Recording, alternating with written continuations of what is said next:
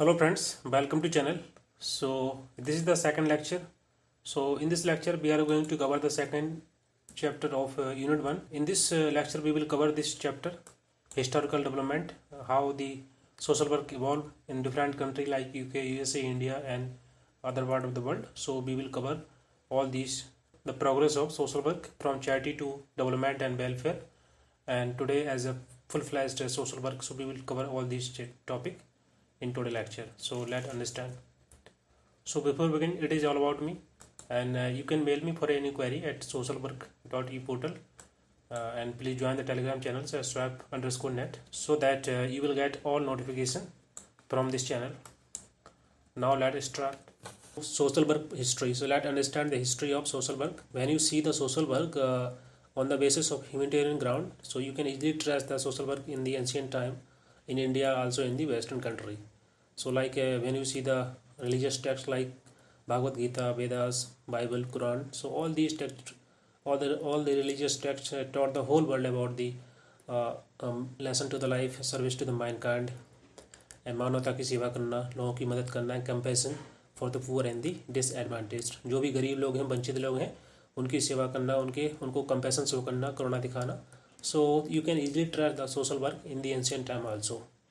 But in an ancient time, basically the society totally different. So in a present time, so many problems has arise, so many personal problems, social problems in today world. So the social work also change into the organized social work profession. So इसकी वजह से जैसे जैसे society change हुई तो बहुत सारी समस्याएं उत्पन्न हुई समाज में, और सामाजिक समस्याएं, पर्सनल समस्याएं, तो उसकी वजह से समाज कार्य में भी काफ़ी कुछ बदलाव आया और आज एक ऑर्गेनाइज सोशल वर्क प्रोफेशन के रूप में उभर के आया है समाज कार्य. सो उसी को अंडरस्टैंड करेंगे कि किस प्रकार से डिफरेंट कंट्री में समाज कार्य, सो क्या क्या उसमें चेंजेस आए हैं. So let understand. So first we will try to understand the social work evolution in the united kingdom. UK में किस प्रकार से समाज कार्य डेवलप हुआ है. सो अगर हम बात करें फोक सोसाइटी की, तो एंशियंट टाइम में जो फोक सोसाइटी हुआ करती थी पूरे वर्ल्ड में, तो उनके द्वारा ही उस टाइम पे जो भी पावरफुल लोग हुआ करते थे उनके द्वारा जो गरीब लोग थे उनको फूड शेल्टर प्रोवाइड कराना, क्लॉथ्स प्रोवाइड कराना. तो in the form of these things they just do the charity in the form of social works in the ancient time. So now later when the feudal system arrive, so this gave the way of wage economy. So इस सब को रोकने के लिए बहुत सारे कानून legislation बनाए गए. And then later the role of church. जैसे ही फिर क्रिश्चियन रिलीजन को एज ए स्टेट रिलीजन का दर्जा दिया गया डिफरेंट कंट्री में, वेस्टर्न वर्ल्ड में, like in UK. So the church specially monastery, जितने भी मोनेस्ट्री हुआ करती थी उस टाइम पे, they become the center for the distribution of food, medicine, shelters to the needy people. So it became the responsibility and obligation of the religious churches. So but later after so many years, so उस time पे क्या हुआ करता था कि जितने भी churches थे, जितने भी रिलीजियस प्लेस हुआ करते थे, उनके द्वारा जो भी गरीब लोग थे, जो भी भिखारी या जो भी नीडी पीपल थे, उनके लिए डिफरेंट सेंटर बनाए जाते थे ताकि उनको फूड, मेडिकल शेल्टर प्रोवाइड किया जा सके.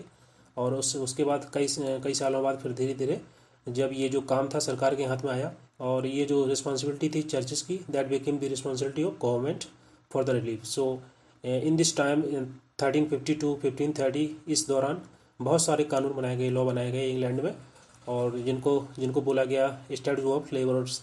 इसका मतलब होता था कि जो भी पुअर लोग हैं उनको फोर्स किया जाता था काम करने के लिए. जैसे जो भी एबल्ड बॉडी होते हैं अर्थात जो काम कर सकते हैं, इस कानून में ऐसे प्रोविजंस थे जिनके आधार पर जो भी लोग हैं, जो भी गरीब लोग हैं या फिर जो पुअर लोग हैं या जो भीख मांगते थे, अगर वो एबल्ड बॉडी हैं जो काम कर सकते हैं, उनको काम करने के लिए फोर्स किया जाता था एज पर द लॉ.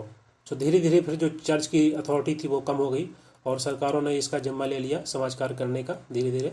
और इंग्लैंड में इसके लिए बहुत सारे कदम भी उठाए गए और सरकारों के द्वारा बहुत सारे कानून बनाए गए. और इन सभी कानूनों में बाद में एक कानून बन के आया जो काफ़ी फेमस हुआ, that is famous for the Elizabethan poor law of 1601. सो इस कानून को हम लोग डिस्कस करेंगे कि इसमें क्या प्रोविजंस थे. जो पुअर लोग थे या जो भिखारी या जो मांगने वाले होते हैं या नीडी पीपल होते हैं, ज़रूरतमंद बच्चों के लिए, जो ओल्डर पर्सन थे उनके लिए किस प्रकार के कानून बनाए गए, किस प्रकार के इसमें प्रोविजंस थे इस लॉ में, एलिजाबेथ पुअर लॉ ऑफ 1601. इसको हम लोग अंडरस्टैंड करते हैं.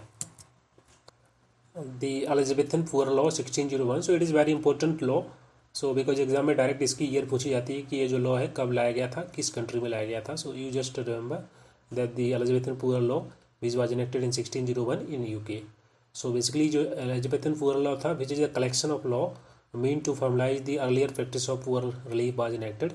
और इस लॉ में ऐसे कुछ ऐसे प्रोविजंस थे जिनके द्वारा टैक्स को पे करना था, जिसके माध्यम से जो गरीब लोग हैं, पुअर लोग हैं, नीडी पीपल हैं या जिनकी फैमिली सपोर्ट नहीं करती, उनको सर्विस दी जाएगी टैक्स के पैसों से. So basically this law authorise the raising of the fund, raising of the taxes to pay for the service to those who are poor, who are needy, and they don't have the family support. So this law basically based on the some principle like the principle of state responsibility for relief. यहाँ पर सरकार की जिम्मेदारी थी relief provide कराना, welfare करना, and the responsibility and the principle of local responsibility for the welfare. तो उस टाइम पे इसके पहले जो भी लोकल सेंटर बनाए गए थे लोगों की मदद करने के लिए, तो उनकी ये जिम्मेदारी बन गई थी कि इनके माध्यम से वेलफेयर के लिए काम किया जाएगा. So this principle basically for the local responsibility. And the next and this law also based on the principle of stimulated differential treatment for the individual according to their category. So this it classified the poor into 3 category. So इसमें गरीब लोगों को 3 category में divide किया गया था. the first is important poor, second is abled body, and the third is idle poor. So understand करते हैं एक करके. So the first is important poor, the person who are too old or ill or young to work. जो छोटे बच्चे होते हैं या जो बूढ़े लोग होते हैं या फिर ऐसे लोग जो बीमार होते हैं, वो काम नहीं कर पाते हैं, तो उनको इस कैटेगरी में डाला गया था. जो हैंडीकैप्ड लोग होते हैं तो उनको मदद दी जाती थी इस कैटेगरी के अनुसार. And second is abled body poor. Abled body poor का मतलब है कि ऐसे लोग जो काम नहीं करना चाहते थे बट वो कर सकते थे. So those who would like to work but could not. So इनको स्टडी वगैरह भी बोला जाता था. So basically they were force to work in the house of correction और दी वर्क हाउस. ऐसे लोग जैसे जो लोग काम कर सकते हैं, जिनको जो फिजिकली ठीक हैं बट वो काम करते नहीं थे, भीख मांगते थे, इस प्रकार की एक्टिविटी में इन्वॉल्व रहते थे, तो उनको फोर्स किया गया कि आपको काम करना होगा. एंड अगर वो रिफ्यूज करते थे काम करने से तो उनको फिर जेल में भी डाला जाता था. And the third category that is idle poor. So idle poor those who could work but would not. इसका मतलब है जैसे कि जो बच्चे होते हैं 8 साल से बड़े या उनसे बड़े, तो ऐसे बच्चे जो डोमेस्टिक काम कर सकते हैं उनको इस कैटेगरी में रखा गया था. और इस तीनों कैटेगरी के आधार पर उनको सहायता एंड एड प्रोवाइड की जाती थी. The poor law revision 1834-1909. तो इस दौरान बहुत सारे चेंजेस, बहुत सारे प्रोविजंस लाए गए इस कानून में, कुछ बदलाव किए गए समय के अनुसार. So like in 1834 the parliamentary commission presented the report.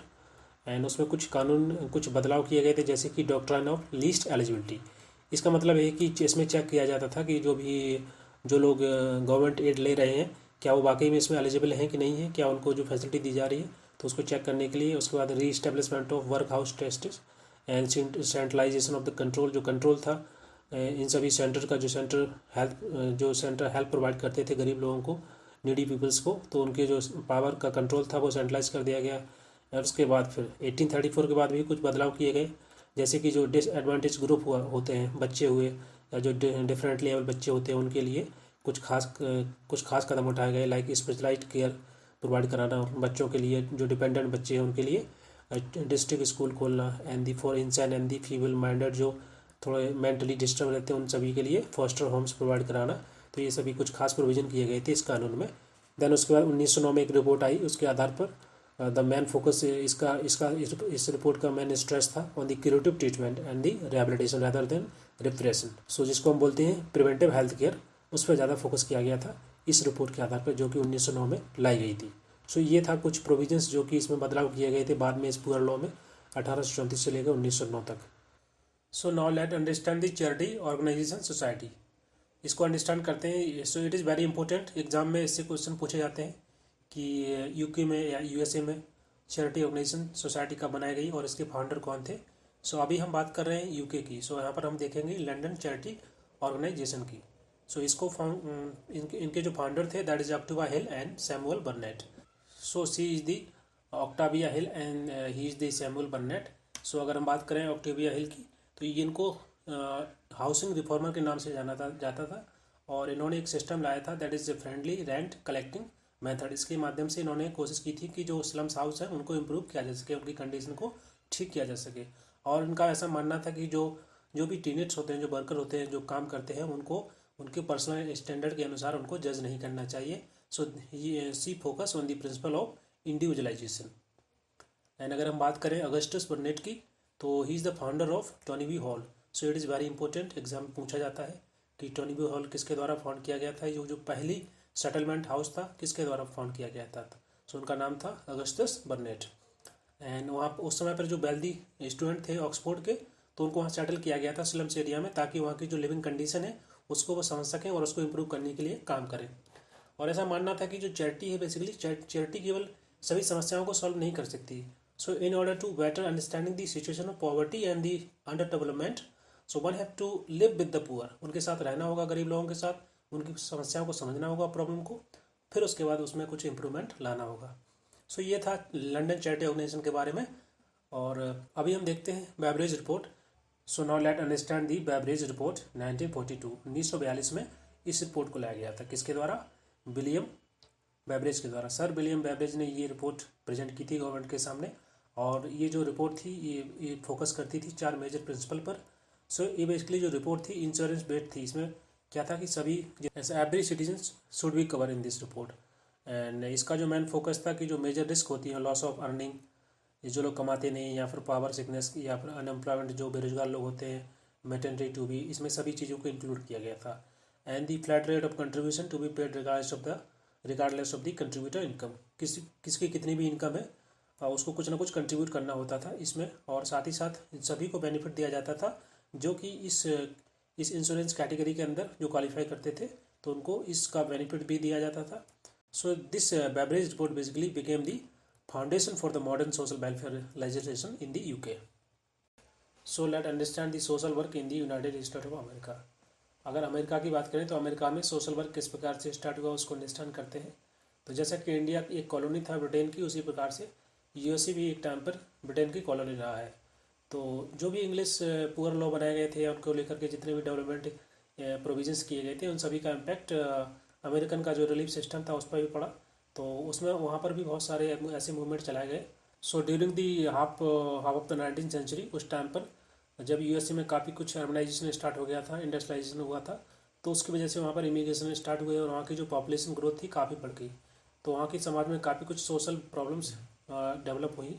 तो इन सभी सोशल प्रॉब्लम्स को रोकने के लिए उनमें काफ़ी कुछ मूवमेंट चलाए गए। जैसे कि यहाँ देख सकते हैं आप, charity organisation society movement, that is COS movement, that which began in 1877 in Buffalo, New York, and in settlement house movement which began in 1886 in New York city, and that third is the child welfare movement. ये बच्चों के against में जो होने वाली ग्रेजुअलिटी है उसको रोकने के लिए, उसको प्रिवेंट करने के लिए इसको भी चलाया गया था न्यूयॉर्क सिटी में इन 1853 एंड 1875 रिस्पेक्टिवली। सो ये कुछ मूवमेंट चलाए गए थे यूएसए में और इस प्रकार से समाज कार्य यहाँ पर स्टार्ट हुआ था। So let understand the charity organisation society in USA. अगर हम यूएसए की बात करें तो वहाँ पर ये सोसाइटी का गठन किया गया था 1877 में इन बफेलो इन न्यूयॉर्क में। सो इट इज़ वेरी इंपॉर्टेंट, इसको याद करना है, एग्जाम में कई बार पूछा गया है। And who is the founder of this organisation? Humphreys Gurteen and the English cleric. इनके द्वारा ये संस्था को स्थापित किया गया। तो ये जो संस्था बनाई गई थी, इसका जो मेन फोकस था, this organisation adopted the scientific charity. So scientific charity के माध्यम से इसमें लोगों की मदद की जाती है, बजाय कि इसको डायरेक्ट उनको असिस्ट प्रोवाइड कराना, उनको डायरेक्ट एड देना। So through this scientific charity the attitude to understand and the cure poverty and the family organisation. So the charity organisation wanted to apply science in the social welfare. Social welfare में इन्होंने science को apply करने की कोशिश की और वो चाहते थे कि साइंस को भी इसमें यूज़ किया जाए, जिस प्रकार से मेडिसिन और इंजीनियरिंग में साइंस का यूज़ किया जाता है। और COS leaders sought to replace chaotic charity.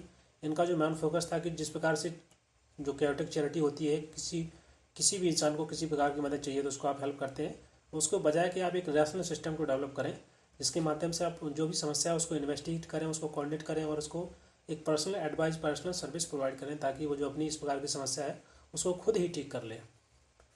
सो इसमें बेसिकली हर एक केस को इंडिविजुअल देखा जाता था और इन सभी इंडिविजुअल केसेस को इन्वेस्टिगेट करने के बाद उन पर एक फ्रेंडली विजिटर को असाइन किया जाता था। फ्रेंडली विजिटर कौन थे? फ्रेंडली विजिटर इसमें महिला हुआ करती थी उस टाइम पे, जो कि इस प्रकार के जो केस थे उनको देखती थी। और अगर हम बात करें महिलाओं की, तो आज भी समाज कार्य में महिलाओं का काफ़ी अच्छा योगदान रहा है और they are the true forerunner of the today's social work. So let understand the settlement house movement. USA में भी कुछ सेटलमेंट हाउस बनाए गए, उसी प्रकार जिस प्रकार से सैमुअल बर्नेट ने 1884 में इंग्लैंड में बनाया था और उनके द्वारा जो बनाया गया था उसका नाम था टोनीवी हॉल। तो उसी के आधार पर, उसी मॉडल पर आधारित यूएसए में भी लेट 18 में कुछ सेटलमेंट हाउस बनाए गए। जैसे कि अगर हम बात करें शिकागो हुल हाउस हुआ, जो कि जेम्स एडम्स और एलन गेटस्टर के द्वारा 1889 में बनाया गया था। एंड इसका जो मेन उद्देश्य था सेटलमेंट हाउस मूवमेंट का, और ये जो हाउस बनाए गए थे कि अमेरिका में उस टाइम पर अर्बनाइजेशन बहुत ज़्यादा था, इंडस्ट्रियलाइजेशन हो रहा था, और इमिग्रेशन की वजह से वहाँ पर कुछ सोशल डिसऑर्गेनाइजेशन काफ़ी डेवलप हुई थी। उसको रोकने के लिए वहाँ पर सोशल एडवोकेसी और सोशल सर्विसेज दी जाती थी सेटलमेंट हाउस के द्वारा। सो ये कुछ सर्विसेज ऑफर करते थे, जैसे कि सिटीजनशिप ट्रेनिंग देना, रिक्रिएशन, डे केयर प्रोवाइड करना, एडल्ट एजुकेशन प्रोवाइड कराना, काउंसलिंग देना। तो ये सभी के सभी वर्क इन सभी हाउस के द्वारा दी जाती थी। और यहाँ के जो लीडर थे उनका ऐसा मानना था सेटलमेंट हाउस के लीडर का कि अगर हम चाहें, अगर नेबरहुड को हम चेंज करेंगे तो हमारी जो कम्युनिटी है उसमें काफ़ी कुछ बदलाव आएगा, और अगर हम कम्युनिटी में कुछ बदलाव करेंगे तो हमारी जो सोसाइटी है वो काफ़ी डेवलप हो जाए। सो अगर हम बात करें सोशल वर्क मेथड्स की, जैसे कि social group work, social action, community organisation, तो ये सभी के सभी यहीं से स्टार्ट हुए। So the settlement house also they also contributed in the social welfare movement. और अब हम देखते हैं कि किस प्रकार से यूएसए में सोशल वर्क जो है एज ए प्रोफेशन के रूप में आया। सो जो भी COS ऑर्गेनाइजेशन थी, संस्थाएं थी, जो चैरिटी ऑर्गेनाइजेशन सोसाइटी, उनके द्वारा जो भी स्टाफ रिक्रूट किया गया उनको ट्रेनिंग दी जाती थी, उनको पैसे भी दिए जाते थे। तो इन्होंने स्टार्टिंग की ऑर्गेनाइज और सिस्टमेटिक सोशल वर्क की। When the first world war happened, तो उस टाइम पे भी चैरिटी प्रोग्राम कुछ इनिशिएट किए गए थे, वेलफेयर एक्ट पास किए गए थे। सो अगर हम बात करें यूएसए में, तो यूएसए की जो पहली प्रोफेशनल सोशल वर्कर थी उनका नाम था मैरी रिचमंड। सो इनके द्वारा एक बुक लिखी गई थी, that is social diagnosis, in 1917। So it is a very important book, इसको आपको याद करना है, एग्जाम में पूछी जाती है। नाउ द नेक्स्ट, अब देख लेते हैं और भी कंट्री, जैसे कि फ्रांस में, जर्मनी और स्पेन में यहाँ पर किस प्रकार से समाज कार्य स्टार्ट हुआ, सोशल वर्क स्टार्ट हुआ। सो now let understand the social work in France, Germany and the Spain. So UK USA में जैसे कि मैंने डिस्कस किया किस प्रकार से समाज कार्य वहाँ पर इस्टेब्लिश हुआ, स्टार्ट हुआ। So in the same way in France, वहाँ पर डॉक्टर डिफॉल, इनके द्वारा कुछ चैरिटी ऑर्गेनाइजेशन बनाई गई, that is lady of charity and daughter of charity. Lady of charity क्या थी कि इसमें जो बड़े घर की, जो अमीर घर की महिलाएं थी, उनको बोला गया कि they just establish the fund for the charity of needy people, जो गरीब लोग हैं उनकी मदद करने के लिए उनको फंड इस्टेब्लिश करना है। और जो डॉटर ऑफ चैरिटी में बोला गया है, जो बड़े घर की, अमीर घर की जो लड़कियां थी, उनको बोला गया कि आपको भी फंड इस्टेब्लिश करना है for the charity purpose. And अगर हम बात करें जर्मनी की, तो जर्मनी में बेसिकली जो डायरेक्ट फाइनेंशियल एड दी जाती थी गरीब लोगों को, उसके लिए रोक लगा दी गई। सपोर्ट देने के लिए उन्होंने डायरेक्ट पुअर एड फंड की स्थापना की, गरीब सहायता कोष की स्थापना की, और उन्होंने जो सिटी है हिंसबर्ग, वहाँ पर उसको 60 ब्लॉक में डिवाइड कर दिया गया, और हर एक ब्लॉक में एक कमिश्नर को अपॉइंट किया गया, जिसके माध्यम से पब्लिक को हेल्प किया जाता था। और अगर हम बात करें स्पेन की, तो स्पेन में जॉन लुइस के द्वारा कुछ पॉजिटिव कदम उठाए गए ताकि जो पुअर पीपल थे उनकी कंडीशन को इम्प्रूव किया जा सके, जैसे कि एजुकेशन, उनको शिक्षा देना, ट्रेनिंग प्रोवाइड कराना, जैसे कि इंडिया में भी स्किल इंडिया प्रोग्राम चल रहा है, उसी प्रकार से उस टाइम पे जॉन लुइस के द्वारा ये कुछ पॉजिटिव कदम उठाए गए थे। एम्प्लॉयमेंट प्रोवाइड करना, रिहेबिलिटेशन, तो ये सभी के सभी कुछ खास कदम उठाए गए थे स्पेन में समाज कार्य को लेकर के। So let understand the history of social work in India. समाज कार्य में सोशल वर्क का इतिहास देखते हैं। So in the origin of the Indian society, चर्चा इंडियन सोसाइटी का ओरिजिन हुआ है उस समय से ही। जो मेन फोकस रहा है हमेशा ह्यूमन डेवलपमेंट पे फोकस रहा है। So you can find in the Indian society, you can find in the different Indian scriptures like Rigveda, Samaveda, Yajurveda, Atharvaveda. जितने भी इंडियन हिंदू स्क्रिप्चर्स हैं उनमें आप देख सकते हैं कि इसमें जो मेन फोकस रहा है हमेशा ही एक लाइफ हायर ऑर्डर पर, क्वालिटी ऑफ लाइफ प्रोवाइड कराना लोगों को। And the sign for the social work also given in the ancient text book like Arthashastra, जो कि कौटिल्य के द्वारा लिखी गई थी। और अगर हम बात करें भगवत गीता की, तो उसमें भी मेंशन किया गया है कि जो प्रिविलेज सेक्शन है हमारे समाज का, उनकी ये ड्यूटी बनती है, उनकी ये ड्यूटी है कि वो जो गरीब लोग हैं, जो पुअर लोग हैं, जो भी हैंडीकैप्ड या अनप्रिविलेज लोग हैं, उन सबकी मदद करें। एंड बैरिक पीरियड में ही चैरिटी की अगर बात करें तो इसको एज ए मोरालिटी से जोड़ा जाता था कि जो लोग भी, जो नीडी लोग हैं, जो बेगर हैं, उनकी मदद करते हैं, उनको काफ़ी प्रेज किया जाता था हमारे समाज में। तो जैसा कि ये जो वर्ड है इंडियन लिटरेचर का, धन मतलब होता है चैरिटी। सो आप इसका ओरिजिन आप देख सकते हैं कि एंशिएंट टाइम से ही इंडिया में इस प्रकार के जो वर्क है समाज कार्य होता रहा है। अगर हम बात करें मेडिवल पीरियड की, तो उस टाइम पर मुगल एम्परर अकबर जो थे उनके द्वारा कुछ सोशल रिफॉर्म किए गए थे, और चाइल्ड मैरिज को रोकने के लिए बहुत सारे लॉ बनाए गए, स्लेवरी को रोकने के लिए, एल्कोहलिज्म को रोकने के लिए, और उनके द्वारा एक नया कल्चर स्थापित किया गया था, दैट वाज द दीन इलाही। इसको डिवाइन फेथ बोलते हैं। इसमें बेसिकली सभी धर्मों के जो मोरल्स थे, वैल्यू थी, उनको कलेक्शन था, इसको बोला जाता था दीन इलाही। और when we talk about the Islam, तो इस्लाम में जो भी अंडर प्रिविलेज लोग होते हैं उनके लिए ज़कात के माध्यम से उनकी हेल्प की जाती है। और इसमें एनुअल लीगल चैरिटी, इसमें 5 चीज़ों की जाती है, नेमली मनी और cattle, grain, food and the merchandise, इन सभी के माध्यम से। So now let understand the Indian social reformers. अगर हम बात करें इंडिया में, तो इंडिया में बहुत सारे सोशल रिफॉर्मर हुए, उनके द्वारा काफ़ी कदम उठाए गए समाज की जो कुरीतियाँ थी उनको ख़त्म करने के लिए। जैसे कि उनमें सबसे आगे जो नाम आता है राजा राम मोहन राय, उनके द्वारा रिलीजियस और सोशल रिफॉर्म्स किए गए। और इसके अलावा बहुत सारे सोशल रिफॉर्मर हुए, जैसे कि ईश्वरचंद्र विद्यासागर, ज्योतिबा फुले, शशिपादा बनर्जी, गोपाल कृष्ण गोखले, स्वामी दयानंद सरस्वती, विवेकानंद। सो इन सभी सोशल रिफॉर्मर के द्वारा इंडिया के डिफरेंट पार्ट में काफ़ी कुछ एफर्ट किया गया, ताकि समाज में जो इंडियन सोसाइटी में जो कास्ट सिस्टम है, चाइल्ड मैरिज है, सती है, विडोहुड है या आइडल वर्शिप, इन सभी को खत्म किया जाए। और 1905 में गोपाल कृष्ण गोखले के द्वारा संस्था को एस्टेब्लिश किया गया, that was known as servant of Indian society. So it was the first attempt by the Indian in the form of the organise social work. Organise रूप से सोशल वर्क करने का पहला प्रयास किया गया था इंडिया के अंदर। सो now let understand the educational institutions. जो भी शिक्षा संस्थाएं बनाई गई समाज कार्य के लिए इंडिया में, उनको देखते हैं कौन कौन सी है। So the first that was established in 1936, that sir Dorabji Tata graduation school of social work, इसको इस्टेब्लिश किया गया था with the help of Christian missionary, जिनका नाम था क्लिफर्ड मैंसडर। इनकी मदद के साथ इसको बनाया गया था इंडिया के अंदर। और उसके बाद 1946 में Tata institute of social work के रूप में पहला इंडिया के अंदर एक मेडिकल सोशल वर्क कोर्स को स्टार्ट किया गया। और अगर बात करें सेकेंड इंस्टीट्यूट की, इसका नाम था national YWCA, young women Christian association. Basically इसके पहले अमेरिका में किसी प्रकार की संस्था थी, तो उसी की मदद से मिस नोरा वेंटूरा के डायरेक्टरशिप में इंडिया में भी नेशनल YWCA की स्थापना की गई। बाद में 1 साल बाद 1950 में फिर इसी का नाम चेंज करके Delhi school of social work रखा गया। सो अगर बात करें TISS और DSSW के अलावा इंडिया में और भी कुछ ऐसे इंस्टीट्यूट हैं सोशल वर्क के, जैसे कि Indore school of social work, Indore में 1951 में बना। Madras school of social work जो चेन्नई में 1952 में बनाया गया। Stella Maria Chennai 1953। Nirmala Niketan that was establish 1955 in Mumbai, the United state technical cooperation mission TCM। तो ये सभी की सभी संस्थाएं बना गए थे समाज कार्य के एजुकेशन को बढ़ावा देने के लिए। इसके अलावा गांधीयन मॉडल पर भी कुछ इंस्टीट्यूट एस्टेब्लिश किए गए, जैसे कि काशी विद्यापीठ बनारस में बनाया गया 1947 में, और एक अहमदाबाद गुजरात विद्यापीठ में अहमदाबाद 1965 इसको एस्टेब्लिश किया गया। तो ये कुछ इंपॉर्टेंट एजुकेशन संस्थाएं थी जो कि समाज कार्य के जो कोर्स थे उनको चलाए गए थे इन सभी संस्थाओं में, और इंडिया में इस प्रकार से सोशल वर्क स्टार्ट हुआ था। सो इसके साथ ही ये जो चैप्टर था यहाँ पर खत्म होता है, और अब हम कुछ इंपॉर्टेंट प्रीवियस क्वेश्चन को देखेंगे। सो यहाँ पर 3 क्वेश्चन आप यहाँ पर मैंने मेंशन किए हैं, काइंडली आप इसको पढ़िए और इसको पॉज करके इसका आंसर बताइए, देन आपका इसको जो राइट आंसर है उसको मैं बताता हूँ। सो पहला क्वेश्चन है, in year 1915 the controversial speech title is social work is a profession at the national conference on charity and corrections delivered by. आपको बताना है 4 ऑप्शन दिए हैं, किनके द्वारा ये जो स्पीच दी गई थी, जो कंट्रोवर्शियल स्पीच थी। दूसरा क्वेश्चन है, ये असोसिएशन रीजन क्वेश्चन है, इसमें आपको बताना है कि जो स्टेटमेंट यहाँ पर दिए गए हैं क्या वो सही है। पहला स्टेटमेंट है social work is a human right profession, and second option दिया है इसका जो रीजन है, client problem should be solve by his one decision. And उसके बाद थर्ड क्वेश्चन है, arrange the following sequence order of historical development of social work. समाज कार्य किस प्रकार से स्टार्ट हुआ, तो आपको इसको ऑर्डर में लगाइए। सो आप पॉज करके इसका आंसर दीजिए, और आई होप आपने सभी का आंसर खोज लिया होगा। सो पहले का जो आंसर है Mary Richmond, and second question का जो राइट आंसर है the first option, that is both A and R correct.